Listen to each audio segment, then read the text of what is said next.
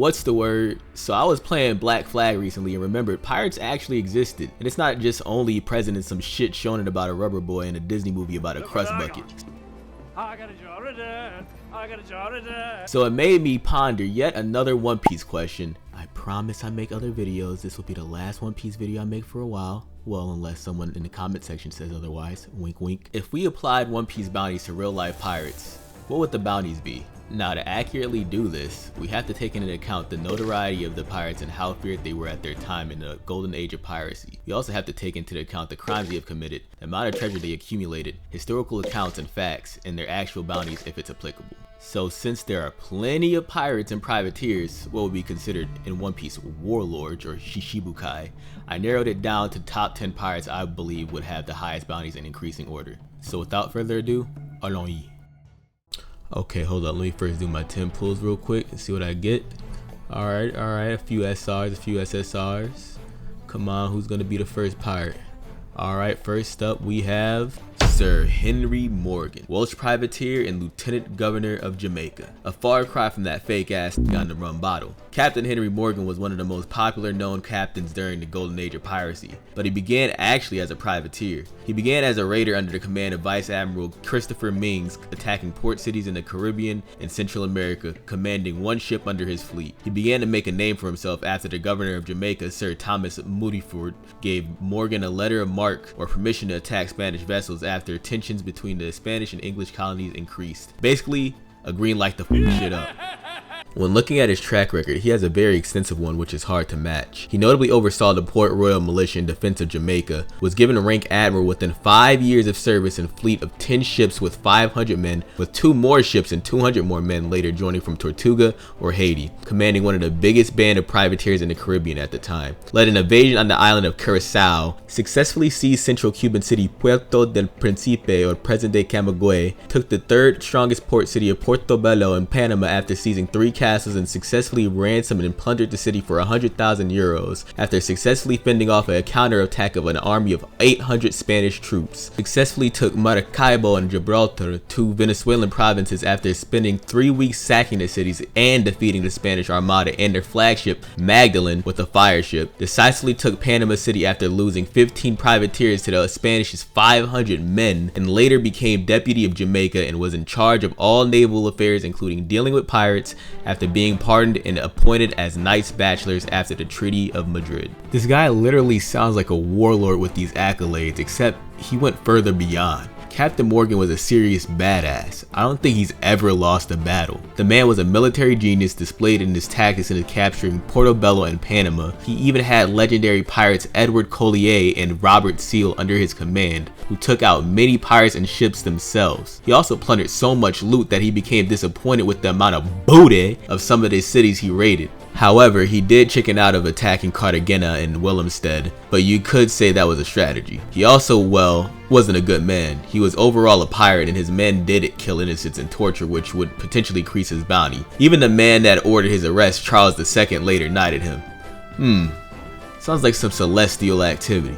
Overall, when taking these all into account, I give Captain Morgan a frozen bounty of 340 million berries, on par with Doflamingo. Only because while he was one of the most successful captains, he was working with the Marines. So I'd put him at warlord level with an admiral level amount of strength. Besides Brady, Morgan might be the greatest buccaneer of all time.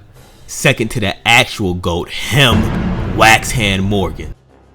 Next up we have Samuel Bellamy, one of the most infamous pirates of all time and another Oda namesake. But I don't know why Oda named a bitch after him. Black Sam was a legend in the same vein Roger was. Actually, Oliver Levasseur, the man Goldie Roger was based off of, was Sam's best friend.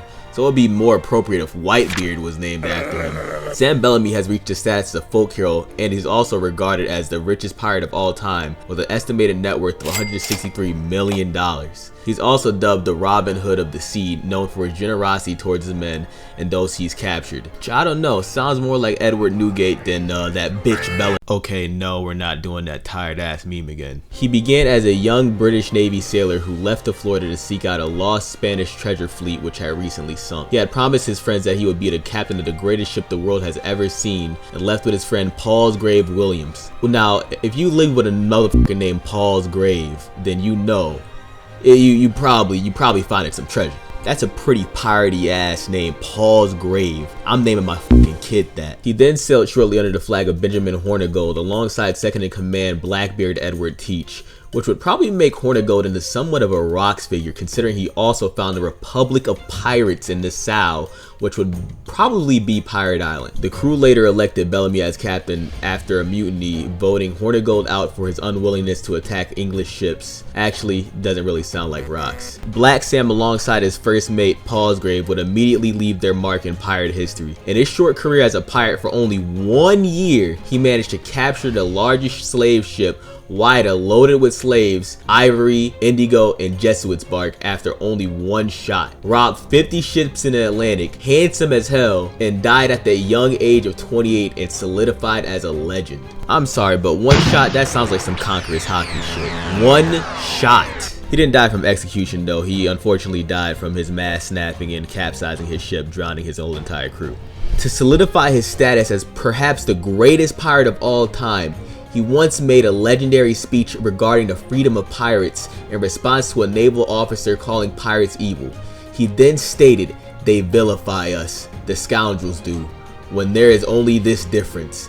They rob the poor under the cover of law, forsooth, and we plunder the rich under the protection of our own courage. Had you not better make the one of us than sneak after these villains for employment?" Beer replied that his conscience would not let him break the laws of God and man, and Bellamy continued, "You are a devilish conscience rascal. I am a free prince, and I have as much authority to make war on the whole world as he who has 100 sails of ships at sea and an army of 100,000 men in the field. And this my conscience tells me, but there is no arguing with such sniveling puppies who allow superiors to kick them about decks at pleasure." This motherfucker is cold, dog. I'm sorry. This dude is a straight up One Piece character. I am sorry. If that's not Luffy or Whitebeard or Roger, I don't know who is. Black Sam is both like a mixture of Luffy and Whitebeard in my opinion at the same time given his history. Taken all into account, he was a generous pirate who had freed slaves on his crew, ran a democratic crew, and became the richest pirate ever at only the age of 28. It's safe to say I'd compare him to both Whitebeard and Luffy with a bounty of 3 billion berries and a Yonko level commander. He was a true pirate who lived life how he wanted to. Free at sea, with the wind blowing the skull and bones Jolly Roger above him. Since I already mentioned them, I might as well knock the both of them out. Next up we have Edward Teach and Benjamin Hornigold, his ex-captain. Blackbeard Edward Teach need no introduction. Let's be real here. It is well known that he was the most feared pirate at the end of the Golden Age of Piracy and would be considered the closest thing to an IRL pirate king. The captain of the daunting Queen Anne's Revenge, lighting backwoods in his beard, "Arr, where's me switcher sweets nigga?" and dying at Whitebeard's death IRL. He needs no biography. He's goated.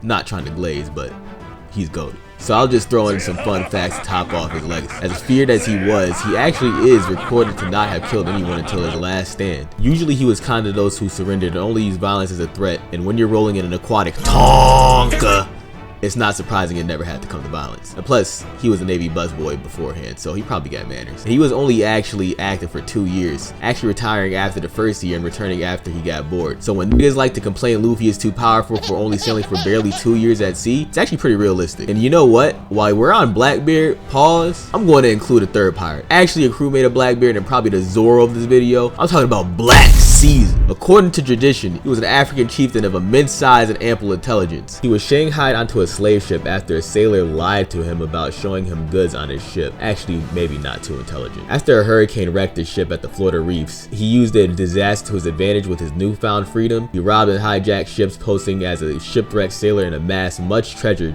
during this time with his friend until he killed him in a duel over a woman. Always the hoes, man. He amassed an almost kingdom of pirates while using the Florida Keys as his base of operation. Amassed a harem of 100 women, like a mini Genghis Khan, after seizing them from the ships he robbed, as well as a troop of slaves which he ransomed. I'm sorry, as evil as he sounds, this motherfucker is colder than Zoro. It's not known for certain how it happened, but he linked up with Blackbeard later on. There's no reliable source about his life, but as a black pirate, he's a very interesting figure, so I recommend reading up on him. He was actually a pretty interesting dude, and I'm not doing him justice. So going straight to the bounty, I estimate old Teach had a bounty of 5,500,800,000 berries, same as Roger, because despite not being his inspiration, he was the pirate king of his era. and his crewmate, Slave King Black Caesar, I'll probably give a bounty of around 2,200,000,000 berries, probably being the Scopper Gavin of his crew, because despite being a legend, he wasn't the first mate of Blackbeard. That honor goes to Israel Hands.